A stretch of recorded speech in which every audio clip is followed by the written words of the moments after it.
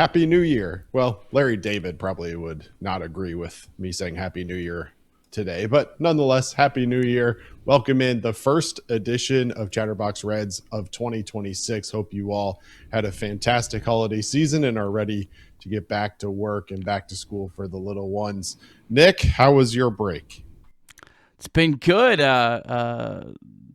As we're recording this, the next morning is the first day the kids go back to school. So, man, you asked me this same question in about 12 hours. I think I'm going to be doing really good. Love the kids, but it's time for them to head back to schooling. I hear you. My daughter also goes back tomorrow, so we did a little day trip today, went and played mini golf for a little bit, got away, celebrated the last day of break. So I'm with you. I feel you.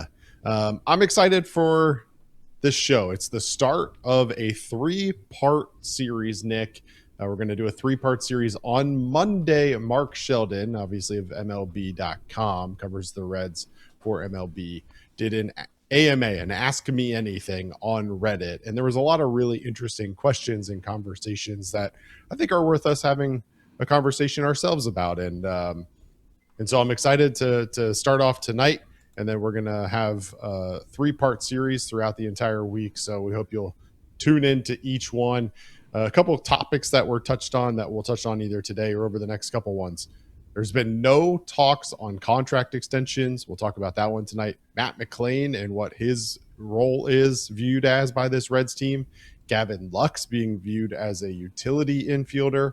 The Reds front office being hesitant, or as Mark Sheldon put it, loath to trade starting pitching. And then no reported discussions about a reunion with Eugenio Suárez at this part, but we'll give all of our thoughts and we'll dive into each of those topics here in just a little bit. Nick, before we get into all of it, just give me your overall thoughts about the AMA that Sheldon did on Monday afternoon. Yeah, it was really interesting. I think it's pretty cool. I'm not a big Reddit guy. I know there's obviously a very popular site, but it was interesting. I thought it was cool. He answered just about every question and felt like he answered them candidly. So I would kind of take a lot of what he said with a grain of salt. This is him answering questions. This isn't him just like seeking out to throw out some of this. There were some really good nuggets and things we'll talk about, but some of it I wouldn't. I know there was a couple of things that was said that kind of people really jumped on. I would maybe, take a little bit of a pause. My favorite part was the very first question, Craig. Why does Tito hate Will Benson? The very first question right off the rip. Mark Sheldon said Tito does not hate Will Benson. But no, I thought it was really fun and really interesting. And, shout out to Mark Sheldon for doing something like that. That's cool. I like to see more stuff across all sports, doing stuff like that from writers and people that are connected.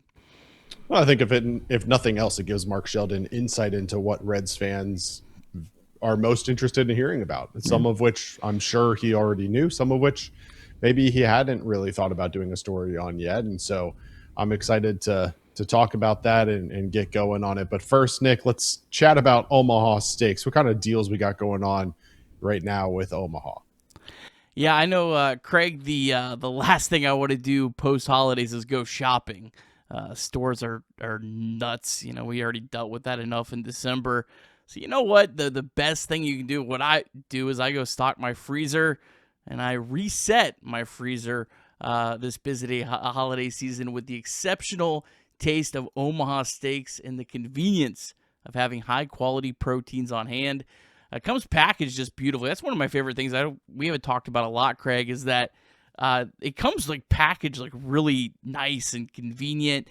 You pull it out, everything's in these nice little boxes.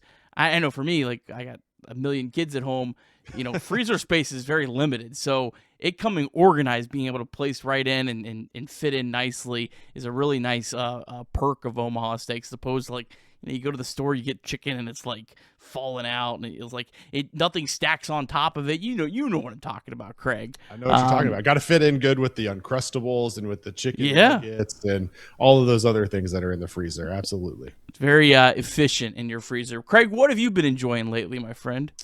Well, I got to be honest with you, Nick. I maybe it's on me, maybe it's not, but obviously when I hear about Omaha Steaks, the first thing I think about is the steak, and that's a given. That's an obvious thing. But one of the things I found recently that I didn't necessarily know about with Omaha Steaks is that it's not all steaks. They've got these pre-made comfort meals as well that I've been diving into of recent.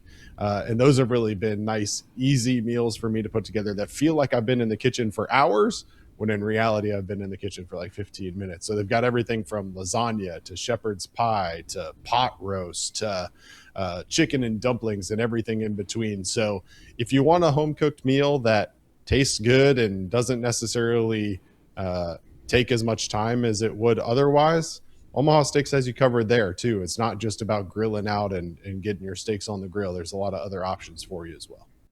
Well, let Omaha Steaks deliver high-quality proteins right to your door. Visit omahasteaks.com for 50% off site-wide during their end-of-season sale. And for an extra $35 off, use the promo code Chatterbox at checkout. That's omahasteaks.com, promo code Chatterbox. Terms apply. See site for details. That's right. And Nick, before we get into the Mark Sheldon AMA, there were some other quick news pieces that I think are worth us mentioning for the podcast that we haven't done a show about yet. So why don't you just fill us in on some of the other kind of minor goings-ons with the Cincinnati Reds of late since the last time we had a chance to chat with Nutcutter Nation? Yeah, I started this off just a little news, and just wanted to kind of run through some quick headers, and all of a sudden I was like, wow! All of a sudden I have a whole just kept page scrolling as I was going through these notes, like a full page. God, so I'll try to run through this as quick as I can. We did not do a full show for the Reds signing of Yunior Marte. I think is it Yunior? Yeah. Yep. Okay. Junior. I am second guessing myself. I'm so nervous about pronunciations after the whole Luis Robert debacle that I'm triggered every time I do this. But nonetheless, we didn't do a full show. Reds signed Marte, a right-handed pitcher, to a minor league deal. Marte posted a 1.95 ERA over in Japan last year. Now, last pitched with the Phillies in the big leagues in 2024. Interesting contract, just a little bit more than what would be league minimum. He can earn $1.05 million if he makes the opening day roster.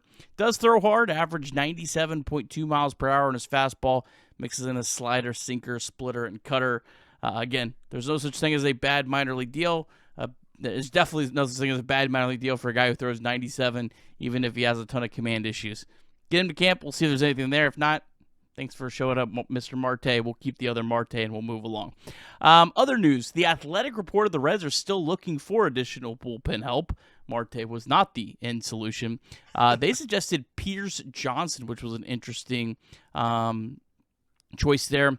Reds also open to trading a starting pitcher not named Green, Lodolo, or Abbott, something like Singer, but would not what the Reds would want to backfill the innings. This sort of goes against what Mark Sheldon said. We'll talk more about that this week. FanDuel, Craig, missed the rights payments to NBA teams, and now a sale to DAZN. Do you call it DAZN? What do you call it? What do the kids say? I don't know. Someone in the YouTube comments said I said it wrong, but it's DAZN, whatever that stands for. I don't watch soccer, so I don't know. But nonetheless, a deal seems unlikely. We already talked about this before. Seems unlikely now at this point. So the Reds are likely going to have a couple months to either secure TV either on their own or have the games produced by MLB. We'll do a show when there's something concrete about that, but that just continues to be a never-ending saga. We also still don't know the waiver. So go ahead. DAZN. That was what it was. Yep. DAZN. DAZN. There you go. Shout out to the kids that knew that. Shout out to the kids. Craig, we still don't know the waiver status on Keegan Thompson or Lyon Richardson. Interesting enough, John Kinsey Noel, Big Christmas, one of my close to my heart, was claimed by the Orioles after being placed on waivers over 3 weeks ago. That was just on Monday. So I don't know if there's maybe some freeze over the holidays in terms of waiver claims. That seems like it would make sense, but we still don't know the status on those two. We'll let you know when we do. The Reds announced another wave of Redsfest confirmations highlighted by Hunter Green, Nick Lodolo, Chase Burns, Spencer Steer, Matt McLain, Sal Stewart, Will Benson, Gavin Lux, Emilio Pagan, and more. Ali De La Cruz and Noel Marte not yet been announced, although there is an active auction for autographs for them on Friday night. So I think that they're coming, but they're not officially listed yet. Redsfest is next Friday and Saturday, January 16th through 17th, the first event at the new convention center. 2-day passes are $40, $25 for kids. 1 day is $30, $25 for kids. Edwin Arroyo tearing it up in Puerto Rico, hitting .355, .429 on base percentage in the Roberto Clemente Professional Baseball League in Puerto Rico. Good to see. I think Edwin Arroyo has become underrated. He'll be another player we'll be talking about more, certainly as we get into spring training. The Pirates, they're interested in everyone that you would think the Reds are interested in. They are interested in Eugenio Suárez. And a big deadline this week, the deadline for teams and arbitration-eligible players to exchange salary figures January 8th.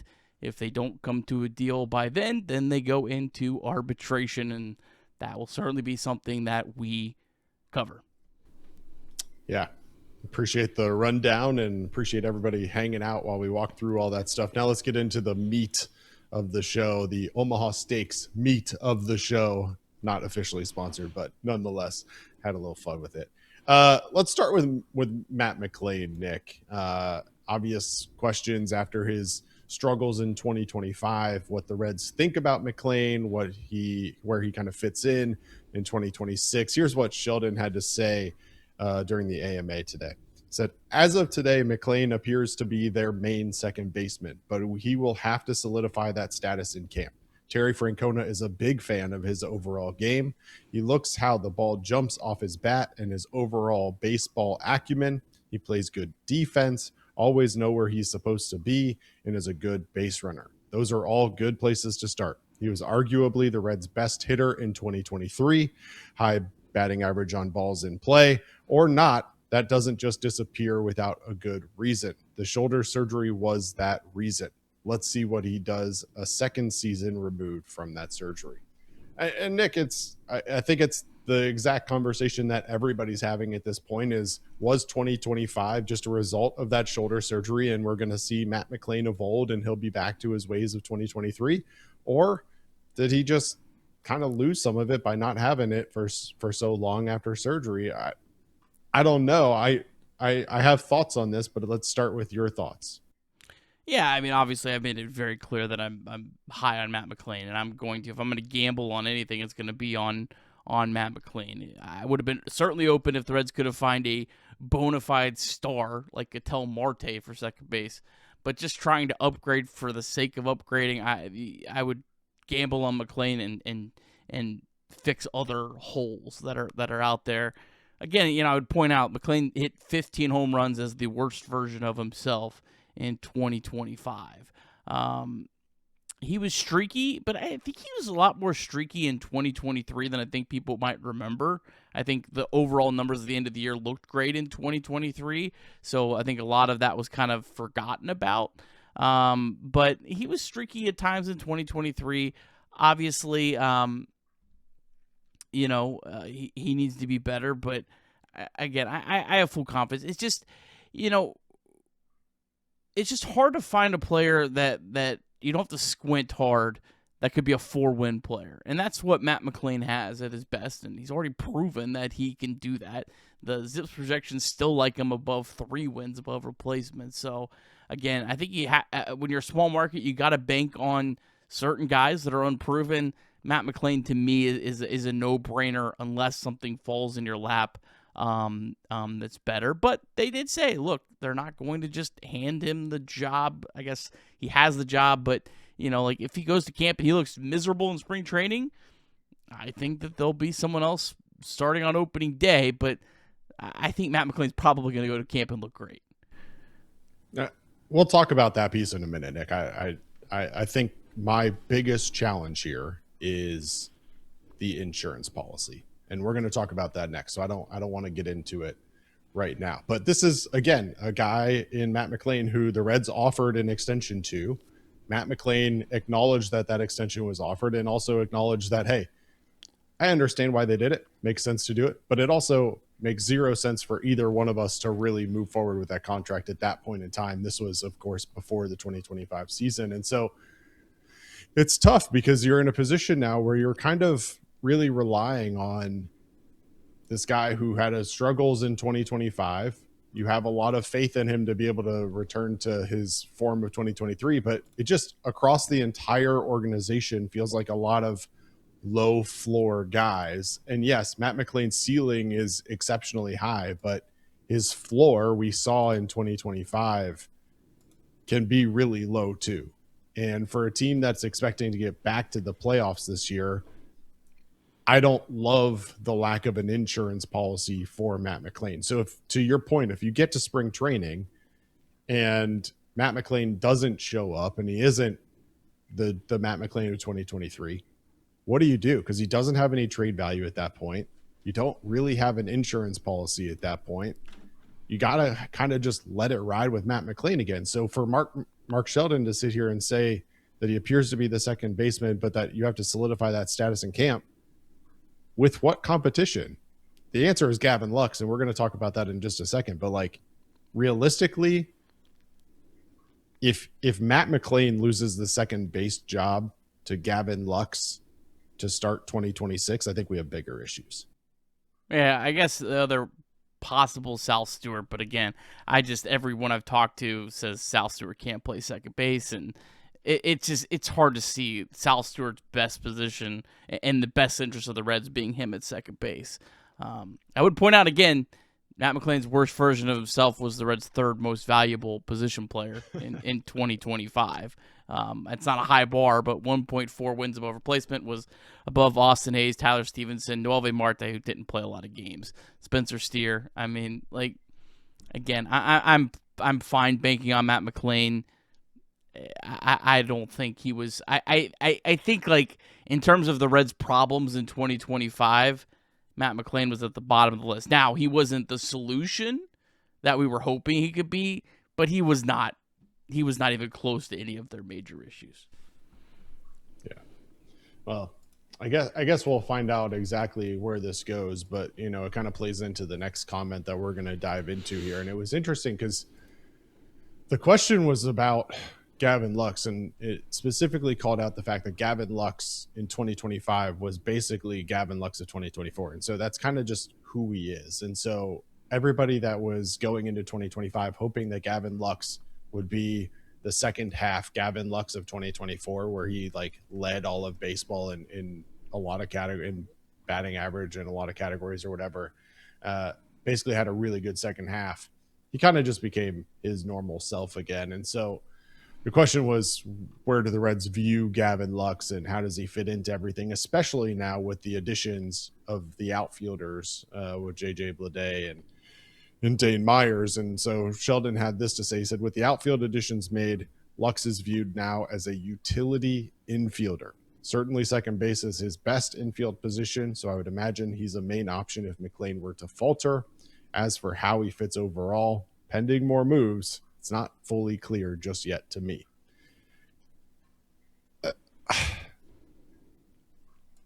Look, the Reds traded Jonathan India before 2025.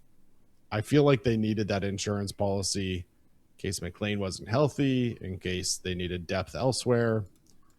But Gavin Lux is who he is, and he's projected to make $5 million in arbitration this year, and he's a guy that just doesn't necessarily have a role right now, at least as we look at it. How do you view Gavin Lux and his role for the Reds in 2026? Deep South Commodities is a proud supporter of Chatterbox Reds and our Deep Drive of the Day, and DSC is a leader in renewable commodities for biofuel production, specializing in used cooking oil collection, aggregation, and sales. Visit www.deepsouthcommodities.com for more information. Thanks as always to our friends at DSC. And we also want to remind you that you can call or text 988 anytime, day or night. The 988 Suicide and Crisis Lifeline is a place to get support for anything related to mental health. Whether it's an immediate crisis, simply wanting to find out how to connect with care, or anything in between, it's a 100% confidential, secure, and anonymous way to reach out for help when you don't know where else to turn. To connect, call or text 988 or visit mantherapy.org to get help. It's okay not to be okay. Gavin Lux is complicated, I tell you what. I've waffled on him a little bit. The one thing I will say to start off that I do like, it says utility infielder. It doesn't say utility player. Gavin Lux was atrocious in left field. I mean, he was -6 outs above average in very limited playing time. That's about as poor as you can be playing an outfield position. So that aspect of it is good. If he's just playing second base, I think this guy did come up as a shortstop. Like I do think I think we saw him look really bad in September, but again, I wonder if he was getting more reps. Like just say like McLain, I think it's more likely McLain gets hurt than McLain's not productive, if I'm being completely honest. I think that's the more likely scenario that leads to you needing Gavin Lux. I think if Lux was playing second base every day, I don't think he would be a plus defender at second base, but I don't think he'd be a liability. I do think he would also probably be significantly better than Sal Stewart there. So start with that.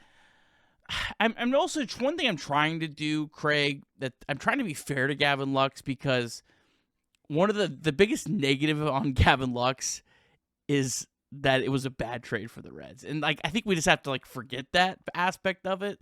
Like it was a terrible trade. Mike Sorolla looked great. He jumped on all the top 100 list.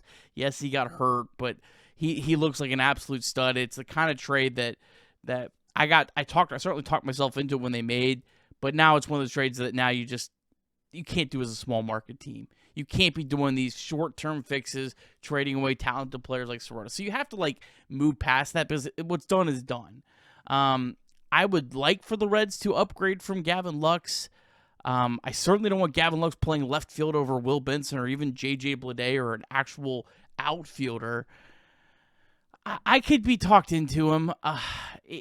He was really good in that second half of 2024. Coming back off a major injury in 2023, the first 2 months were terrible, but the numbers were good, and it wasn't just like fluky, high batting average numbers. He hit 8 home runs, I think, after like July 11th to the end of the year. Like we're talking like 70 games. He hit 8 home runs, slugged over 500.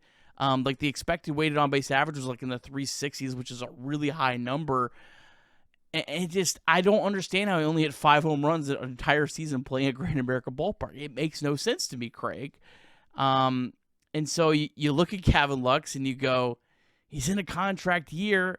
I don't know. I know there's a lot of people that say, well, the Reds messed up Gavin Lux trying to tell him to hit line drives with the ball to the middle. I don't know how much of that is true or not. For Gavin Lux's sake, I hope that if he does play if he's on the Reds next year, there are people in his ear saying, hey, take advantage of that short porch out in right field and try to sneak out 15, 20 home runs, because, brother, you hit 20 home runs, you're going to get a lot of money next year. So I don't know. I think the Reds' best course would certainly be to trade Lux, sign a DH, add more relievers.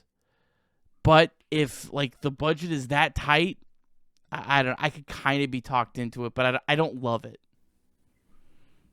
Yeah, I don't love it either. And it's interesting. You talk about 2024 and how good he was, and I realized that a lot of it was the second half after he missed all of 2023. The first half was him kind of coming back. But when you look at the whole of 2024, he had a higher batting average in 2025. He had a higher OPS in 2025 than he did in 2024. If this is Gavin Lux and this is it's just not good enough for what the Reds are going to use him for. And the amount of games last year that Gavin Lux was slotted in as the DH, I can't go through that again. I just can't go through Gavin Lux again being slotted in as a DH multiple times a week because Terry likes his contact rate or whatever it was that led Terry to putting Gavin Lux at the DH 60 times in 2025. That's not acceptable to me. If he wants to be the last guy off the bench, a Santiago Espinal type role where we just put him in if we need somebody because somebody gets hurt or a game goes 14 innings and you got to move batting orders around in order to avoid matchups and all these other things, so be it. He can't be an everyday guy for you. He can't be. Not if you're expecting to get back to the playoffs like you did in 2025. Not expecting to, if you're expecting to improve in 2026 over 2025. And not if you want to be a legitimate threat to the NL Central. He just can't be somebody who slotted in 59 games at DH and 51 games in left field. And to your point, Mark Sheldon specifically calls him a utility infielder. That's all fine and dandy. But tell me, he's not a first baseman, so where's he going to get those innings? Well, it would make sense for him to learn the insurance first policy base. for Matt McLain, but it's not going to be shortstop. It's not going to be third base. I don't know. We're talking about another Spencer Steer. Basically, he's listed at 5'11". I think he's a little less than that. Like, I don't know. You think it makes more sense for him to go to first base where he's already got Steer and Stewart? No, I think it would be good. I think it would make sense if you keep him on the roster. I think it would be second base DH would be the position you'd use. But I would also like him to learn first base. Like, I think it feels like that would just be a smart additional use for him if you need it. Seems like there's probably no chance of third base. They tried that didn't work. We know left field does not work whatsoever.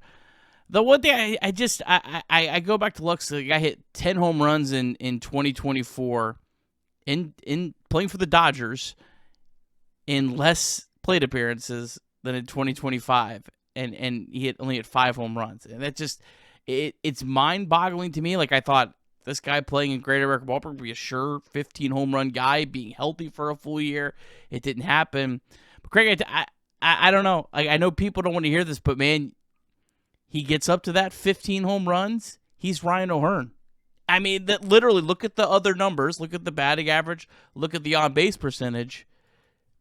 If that happens, he's that player that you wanted. So there's something there. The contract year always it in his history to make me believe that he would ever get to that, Nick. That's the difference. Ryan O'Hearn has it in his history to make me believe that he would hit 15 home runs. That 2024 magical season when he hit 10 home runs was his career high. Other than that, he's never hit more than 7 in a season. So we're trying to project this idea of him becoming this 15 home run plus guy, becoming our Ryan O'Hearn, when in reality, that's just not who he is and not who he ever has been. He's a left-handed bat. I mean, he should be able to take you'd hope that the guy could take advantage of Great American Ballpark. You know, what you're talking about in 2024, the StatCast projection, if he played his home games at Great American Ballpark, was 12. And again, this was a guy that in 2024, that season, the first 2 months, he was abysmal.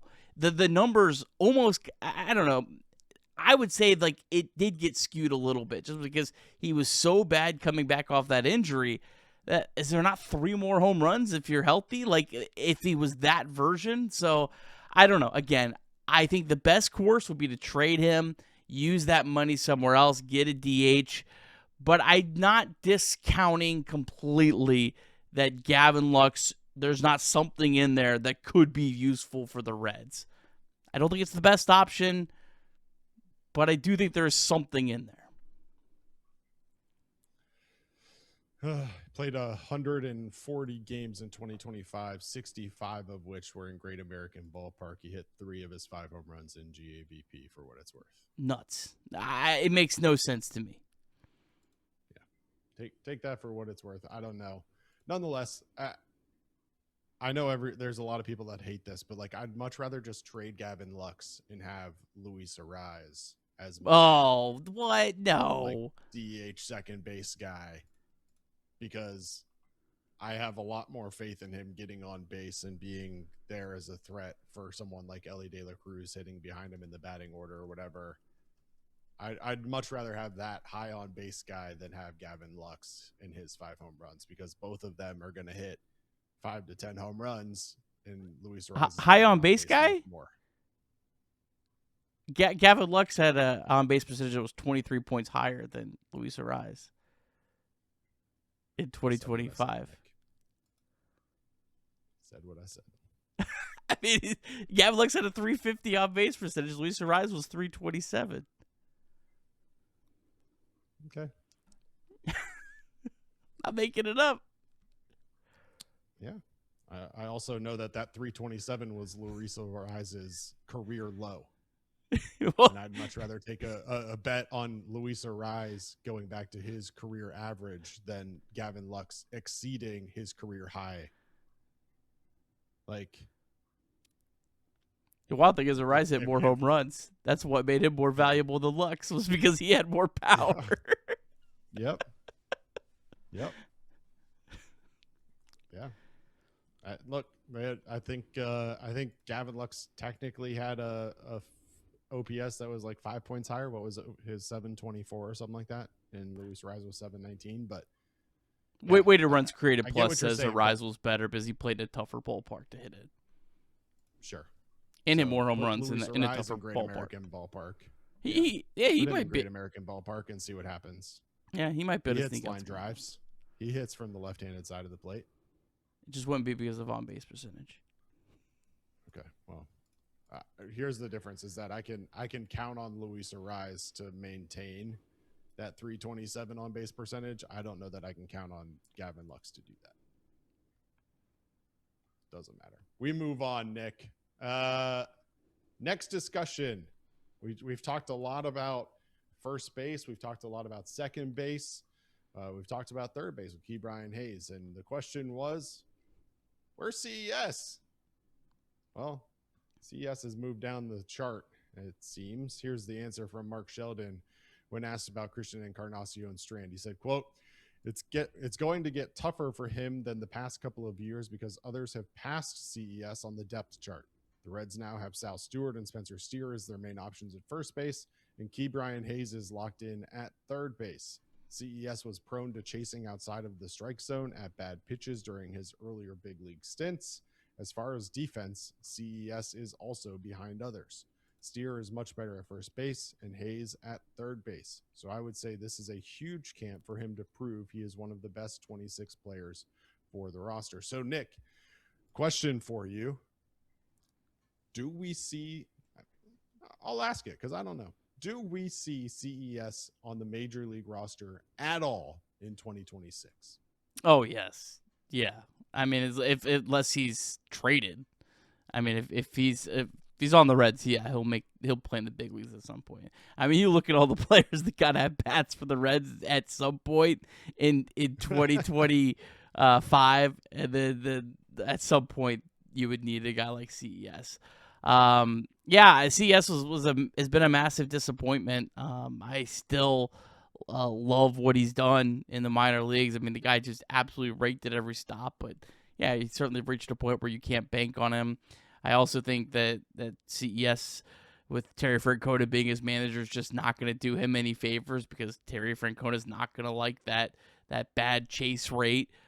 Is not going to want to is not okay with sacrificing that for power, which is what the Reds need. Yeah, I like that. Sal Stewart is Sal Stewart and Spencer Steer are the main first base options. Again, I think me and you both are in full agreement that it should just be Sal Stewart there. But yeah, this is not really any surprise. I hope that CES really comes to camp ready. I remember, was it 2023? CS went to spring training and people were like livid he wasn't on the opening day roster because he just absolutely raked.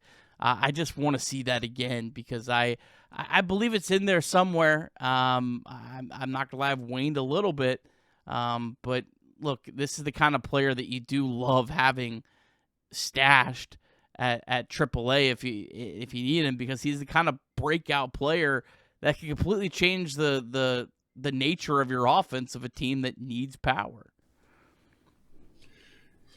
Yeah, I think it's interesting because you look at some of his stats over the course of his major league opportunities, and his bat speed was way down in 2024. Obviously limited opportunities, but it was way down. And as always, that chase rate is not good. Over 40% each of the last 2 years in his limited opportunities. And as you mentioned, I don't think Terry Francona is going to put up with that, especially for a guy who wasn't making enough contact with the ball to even get the power that really is his main attribute as it pertains to the lineup. But the bat speed is there, and I think that if he can figure out how to stop chasing, I think that puts him in a much better position to compete for a roster spot. But until Terry Francona is confident that he can put him up there and that pitchers aren't going to be able to throw him breaking balls down and out and he's not going to chase it, Terry Francona is not going to put him out there. And so I agree with Sheldon. I mean, at the very least, he's third on the depth chart at first base at this point, at the very best. And again, I think that might even be somewhat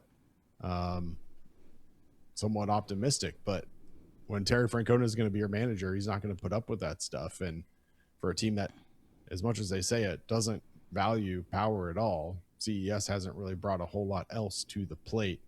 And so he's going to have to figure it all out. And like you, I mean, I would love for him to figure it out. I really would. Like, I think that he could provide a big spark. Honestly, Nick, I want him to figure it out, because when Ke'Bryan Hayes inevitably gets injured at some point during this year and needs time off for his back, I'd much rather be able to plug CES in at third base than one of the other options. Right. I would love that. And until he proves that he's not going to chase, then that's not an option for him. So I'd love to see him play in third base a lot down in Louisville to start the season and see what happens there. Yeah, that's exactly what I was going to say. Is I think his best path might honestly be Ke'Bryan Hayes' injury, as maybe heartless as that might sound. I mean, that's just the reality. Hayes has gotten hurt a lot.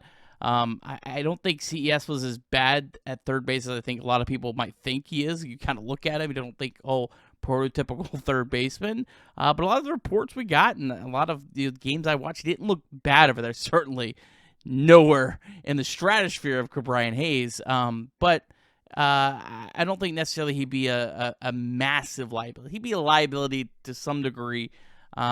But I think there's a potential there. So him taking serious like that work at third base is probably about as important as anything for him to find a chance to get back on the roster. You hope that there's just so many injuries that he's had over the last couple of years. You hope that that's the reason, is the biggest reason for why he hasn't been able to put it together. But time will tell. Certainly. I don't know. I can't quit him. Maybe I should. I can't. I know we're paying Ke'Bryan a lot of money, but imagining a world where CES and Sal Stewart are manning my corners gets me a little excited. And just like one of them a DH and keep the defense, and everyone wins. Well, I'm still holding out hope that they go get a real bat for DH, but we'll see. But yeah, I think it's interesting. I'd love to see what happens this spring, and certainly CES will have an opportunity to compete for that. But I think we all know what he has to work on, and that's the most important piece is getting that in. The other piece, obviously, Hayes is locked in at third. He's going to play, unless he gets injured, he's going to play 155 games over there probably. First base, though, is the real question. How Sal Stewart and Spencer Steer break down their share of time over there, and it may just be one of those conversations where hot hand gets the call. But I'm interested in your opinion on how that situation breaks down. Yeah, that's interesting. I mean, it probably is how much of the front office say gets put into this versus Tito, because I think Tito would love just to roll out Spencer Steer at first base. Loved him there. I think the front office is probably like, look, we need to play Sal Stewart at first base. Like, he's the future. Let's move Steer into kind of what we originally had planned for him, which was this kind of more utility type guy. I don't know. It'll be interesting to see. My gut tells me if the opening day lineup was tomorrow, that Steer would be playing first base and Stewart would be the DH. But maybe there is some interesting things that happened during spring training. The weird thing is, well, obviously we don't know what the complete roster is going to be. It sounds like the Reds are still looking to add a bat of some capacity. What it is, we don't know. I said before, I don't think it's going to satisfy everyone's or most people's desire, but I do think they will add one more bat. So that obviously moves things around. But you have a lot of moving pieces when you get to camp. I mean, what does Will Benson look like in camp? What does J.J. Bleday look like in camp? What does Sal Stewart look like in camp? I mean, all these players, it's CES even. I mean, again, like, I know it might seem far-fetched to a lot of people who watched CES last year, But if CES comes to camp and just has a 2023 spring training for a team that struggled with power, I think it's going to be hard to leave him off the opening day roster, which if he's on the opening day roster, it's going to move guys around, but there could be injuries too. So it'll be an interesting spring training to follow. It'll be different than like the spring training where we had all these prospects where we didn't know who was going to make the roster versus not. It's like a bunch of guys we really love that kind of fell out of grace. It's like guys trying to climb back up the hill. That'll be the theme of the 2026 spring training for your Cincinnati Reds. Yeah, again, theme of this entire episode, it seems way too many low floor guys that are going to be relied on in 2026. And hopefully a lot of them can live up to their ceiling. But if we have multiple guys playing at their floor, we're in for a long year. Well, that does it for the first edition of this 3-part series. Make sure you stick around. Over the next couple of days, we'll be releasing episodes where we break down contract extensions for guys that are arbitration eligible and maybe some guys that are even pre-arbitration. We'll also discuss the conversation around Reds starting pitching and whether or not any of those guys are on the trading block, along with a Eugenio Suárez. Nick, what else is coming up on Chatterbox Sports over the course of the rest of the week? Yeah, if you're listening today or watching on Tuesday, Chatterbox Bearcats will be live on Tuesday night. Big game for Cincinnati up against West Virginia. They'll be live after the games. Be sure to check that out. It'll be available tomorrow everywhere you get podcasts. Obviously, lots of other content off the bench. 10 a.m. to noon, Monday through Friday. Stone Shield Show, 11 to noon, Monday through Friday. Recapping the Bengals season, talking about what's next. I'm sure a lot of NFL draft talk coming up, Craig. Yeah, speaking of which, Bill Rabinovitz will be on with Stone Shields on Tuesday at 10:15 a.m. If you happen to be watching or listening to this on Tuesday morning, make sure you switch on over to the Stone Shields show and Off the Bench starting at 10 a.m. He covers Ohio State football for the Dispatch, and so I'm sure we'll be talking about Caleb Downs, Arvell Reese, and many others on that show. Nick, final thoughts on today's show?